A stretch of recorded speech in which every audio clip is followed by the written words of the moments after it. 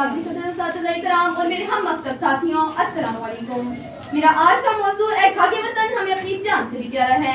जनाब सदर, खाकी वतन की खातिर कल तक कटी पटी उजड़े लाशों पर रोने वालों को हक को दफन मैसर था।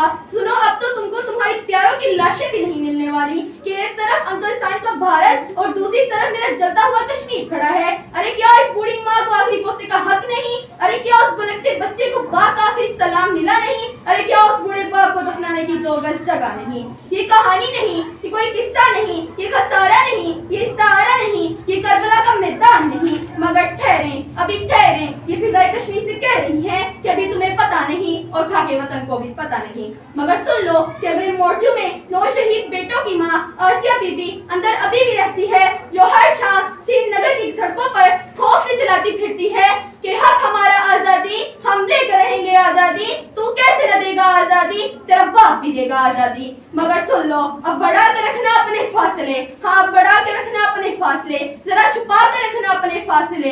अरे मेरी बहादुर फौज ने तो तुम्हारी बस्तियों की बस्तियां जला दी, मेरी बहादुर फौज ने तुम्हारी जमीनें उखाड़ दी और इन्होंने तुम्हारी नींदें उड़ा दी। ये सरजमीन पाकिस्तान हर कोई दुश्मन पर भारी है, ये खाकी वतन हमें अपनी जान से भी प्यारी है।